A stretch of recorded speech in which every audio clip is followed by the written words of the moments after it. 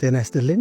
ዛሬ የምናወራው ስለ ጉበት በሽታና ጉበት በሽታ ስለሚያስከትለው ነገር ሲሮሲስ ቀድሞ እሱን ለመለየት በሚደረገው ጥረት ላይ ስለ ፋይብሮስካን ይሆናል። ስሜ ዶክተር ፍትሐነገሥት ተፈራ እባላለሁ። ሬዲዮሎጂስት፣ ቦዲ ኒውሮ ኢሜጂንግ ሰብ ስፔሻሊስት ነኝ። እንደሚታወቀው የጉበት በሽታ በሀገራችን ኮመን ነው። ምክንያቶቹ ብዙ ሊሆኑ ይችላሉ። የጉበት በሽታ ምክንያቶቹ በብዛት ቫይራል፣ ሄፓታይቲስ ቢ ኤንድ ሲ ወይም ደግሞ አልኮል፣ አንዳንድ ጊዜ ደግሞ ነን አልኮል የሆነ ፋቲ ሊቨር ዲዚዝ።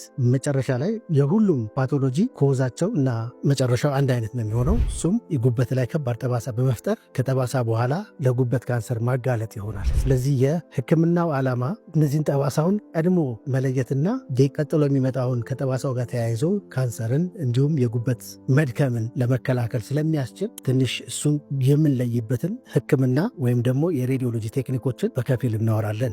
ቤዚካሊ የጉበት ፋይብሮሲስ የምንለው ወይም ጠባሳ የሁሉም በሽታዎች ኮመን ኢንድ መስመር ቢሆንም እሱን ቀድመን ካለየ ነው የጉበት በሽታ የመሻሻል ባህሪ ስለሚያሳይ በተቻለ መጠን ቀድመን እሱን ዲቴክት ለማድረግ በሬዲዮሎጂ አልትራሳውንድን ኤምአርአይን በመጠቀም ቀድመን ዲቴክት አድርገን መመለስ የሚችለውን ነገር ማሻሻል እንደሚቻል በህክምና ይታመናል። ነገር ግን ያው ሬዲዮሎጂ ውጪ ባዮፕሲ የሚባል አለ። ባዮፕሲ ትንሽ ለታካሚው አስቸጋሪ ነው የሚሆነው። በህክምናው ኢንቬዚቭ እንለዋለን። ስለዚህ ብዙም አድቫይዝድ አይደለም። ነገር ግን እሱ በሚሰራበት ሰዓት ዴፊኒት የሆነ ፋይብሮሲስ ልናገኝ እንችላለን። ነገር ግን እንደዚህ አይነት ኢንቬዚቭ ፕሮሲጀሮች ለበሽተኛው ዲስኮምፎርት ስለሚሰጡ አልትራሳውንድን በመጠቀም ቀድመን ዲቴክት ማድረግ እንችላለን። አልትራሳውንድ ሁለት አይነት ኢላስቶግራፊ ነው ያለው። አንደኛው ስትሬን ኢላስቶግራፊ አልትራሳውንድ ሶፍትዌር ይኖራቸዋል። ያ ሶፍትዌር ኮምፕረስ በማድረግ ስትሬን ኢላስቶግራፊ መስራት ይቻላል። ነገር ግን ይሄ ብዙ ጊዜ ጡት ላይ ወይም ታይሮይድ ላይ በሚወጡ እጢዎች ላይ ነው። እነሱ ስትሬናቸውን አይተን ፖሲቢሊ ማሊግናንት ኤንድ ፖሲቢሊ ቤናይን እያልን መከፋፈል እንችላለን። ነገር ግን ሊቨር ላይ የምንሰራው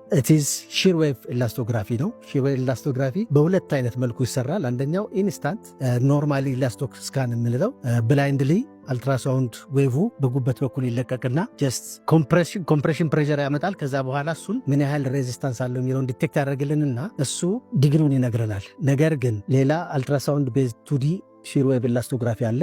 እኛ ማሽን ላይ ኢንኮርፖሬትድ የሆነ እሱን በአይናችን እያየን ኤሪያዎችን ሴሌክት እያደረግን ከ1 እስከ 12 የሚሆኑ ሜዠርመንቶችን ወስድና አቨሬጅ ራሱ ማሽኑ ሶፍትዌሩ ሪከርድ ያደርግልናል እና በዛም መሰረት በኪሎ ፓስካል የሚለካው በኪሎ ፓስካል ሲለካ ከ2 እስከ 6.9 ኖርማል ይሆናል። ከ7 እስከ 9 ድረስ ደግሞ ማይልድ ወይም ኤፍ1 የምንለው ይሆናል። ከ9 እስከ 10 ሞዴሬት ይሆናል። ከ10 እስከ 11 ሲቪየር ይሆንና ከ11 በላይ ሲሆን ሲሮሲስ ነው የሚሆነው። ስለዚህ ይህም በመከታተል ቀድመን ፋይብሮሲሱን በማግኘት የዘለቄታ የጉበት ጉዳትን መከላከል እንደምንችል ሕክምና እናረጋግጣለን እና አድቫይዝ የሚደረገው ተኛውን ወይም ታካሚውን ወደ አልትራሳውንድ ክፍል በመላክ አልትራሳውንዱ ስፔሲፊካሊ የኢላስቶስካን ሶፍትዌር ካለው በቀላሉ ሁለቱንም አልትራሳውንዱንም አት ሴም ታይም ኢላስቶስካኑን መስራት ይቻላል እና ቀድመን ይሄን በማየት ትሪትመንቱን ፕላን ማድረግ እንችላለን። በዚህም መሰረት ቀድመን ጉበት ጠባሳን ፕሮግረስ ከማድረጉ በፊት መከላከል ይቻላል። እሱን ተከላከልም ማለት ሰብስኩዌንትሊ የጉበት